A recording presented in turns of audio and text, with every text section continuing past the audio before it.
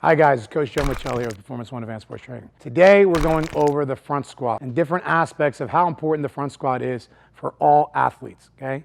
Today we have Lindsay Parizo who's going to go over our setup for the front squat. You're going to take a width grip that's a little bit outside your shoulder angle when you step up to the bar, okay? When she steps up to the bar, she's going to lower herself to the bar and walk towards the bar.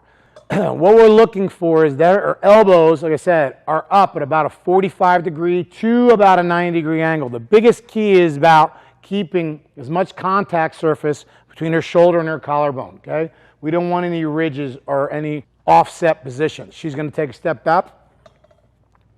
She's going to step out. We're looking for hip width, slightly wider stance, okay? We're looking that she can keep her elbows out. We always tell our athletes we want to be able to put a shoe box in between your armpits and your elbows, okay? That we don't want the elbows to come in, collapse, and go down.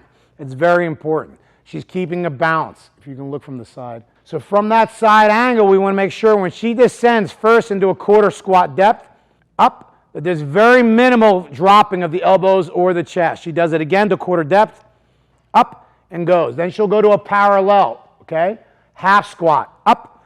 Again, we don't want the upper body to move. Half again, up, good. Then she goes to a full squat depth, up, with a pause at each one. Down, up, good. Put it in the rack for me, okay? What we're looking for is that can she maintain that position, okay?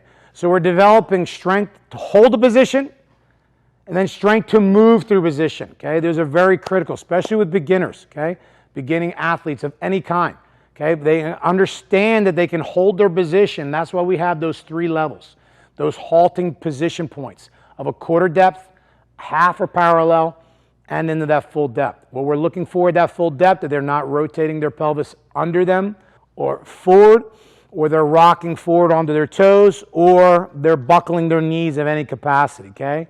By doing this slow and then working on those three angles, quarter, half, and then into the full. If there is a flexibility issue in any one of those, usually it's going to be the last one, okay, then we can address it at least by saying, hey, we're going to stay at both quarter and half. And then we'll do some other accessory exercise to bring up, whether it be ankle flexibility, adductor tightness, hip flexor tightness that prevents them to getting into that full depth.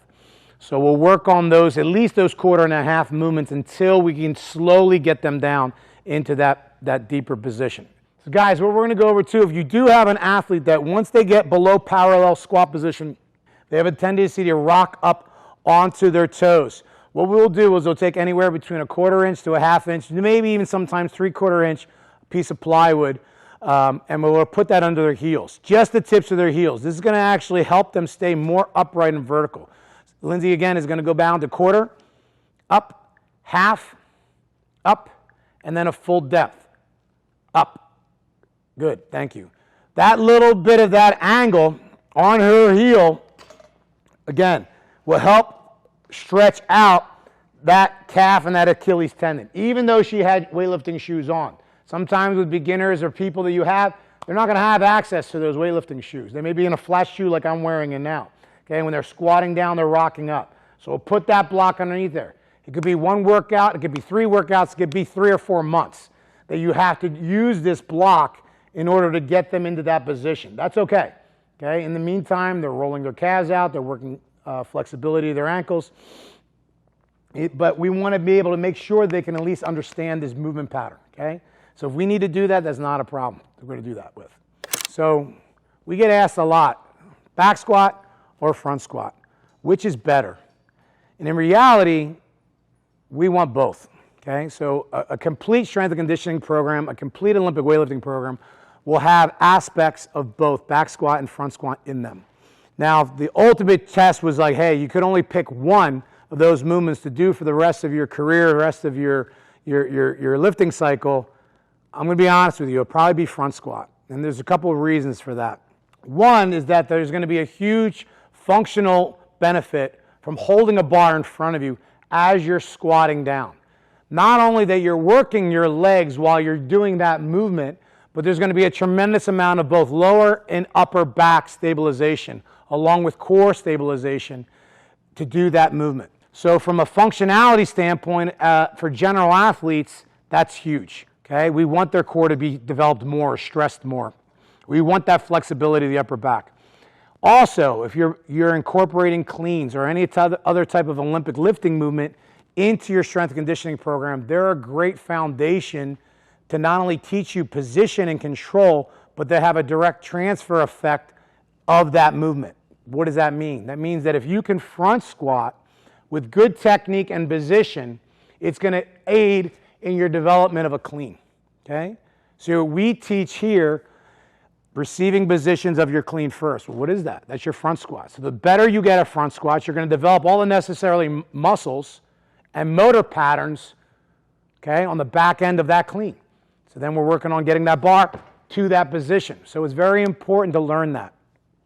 We also have found, not only here in the gym, but it's also been studied worldwide, especially in other countries, in Russia and some of these other more prominent countries that have done more research on Olympic weightlifting, that if you could front squat for 3 sets of 3, a particular weight, say it's 160 kilos, that weight should be close to what you could clean. Okay, now there's some exceptions to that, okay? Flexibility, timing, whatever. You don't have a great pull, whatever, your timing of your catch. But with someone who's experienced or someone who's been doing this now for at least 2 or 3 years, okay? If you could front squat, say 160 kilos, okay, 352 pounds for 3 sets of 3, that is a stronger correlation that weight is what you should be able to clean. And we have a lot of athletes in our gym that are basically follow within, again, a 5 kilo to 7 kilo window of that are pretty spot on. Okay, that is going to be a very good indicator for them so that they can be better at that movement. So if you're clean struggling, it's an assistance exercise. You say, hey, if I improve that, okay, that movement, that should go up. Okay, so that is a huge factor with doing that. And again, for general athletes, okay? Now, there are some general athletes where front squats are extremely difficult. Okay, they can't rack the bar because of flexibility and it's never going to get better. There's only been a couple athletes I've had in my career that either they've had extremely long forearms in relation to their upper arm, or just racking a bar just was like, hey man, this is just so uncomfortable. Or we've had some football players or some other athletes that have had thumb or wrist injuries consecutively from their primary sport, that just that wrist flexibility or thumbs was just not in a good position to hold the bar. We don't force it. Do we put straps on the bar and do all this stuff or do all this stuff? No. Okay? I just don't do it. Okay? I'd rather just say, listen, it's not worth it. Let's just go to a back squat. We'll do something else instead. Okay? Obviously, if they can't do that, they're not going to teach them how to do a clean either. Okay? There's no reason to waste any extra time in that and trying to come up with gimmicky things to try to fix that. You know, there's safety bars and all that other stuff, and you know, we'll discuss that another day. Okay? But for the front squat by itself, like I said, the pure movement of it, from a transfer of athletes, we teach them from day one. So when a kid comes in this gym, part of our evaluation process is they're going to see, can they rack a bar in a front squat position? Can they do it to those 3 levels? If they can, great. If they can't, then that's going to tell us what they need to work on. But from day one they come in our gym, they're going to front squat, okay? And it's going to be, in some cases, some of our athletes can do it multiple times a week, 2 times a week. Some of our super elite athletes were training front squatting at least 3 times a week. Okay, and some more. But it's a great exercise for foundation work. It's a great exercise for high performance. And again, because of the versatility nature of it, you can go from a front squat, you can go into your push press. You can go from a front squat, go into a jerk. Okay, you can go from a front squat, drop it and go to a clean. From a back squat, it's not as easy to do complexes off of that. Yes, you could do a jerk from it, but not as many things as you can do from the front squat. Okay, plus that core stabilization is going to be even better. If you have any more questions about strength and conditioning or Olympic weightlifting, please reach out to us in the comment section. Thank you.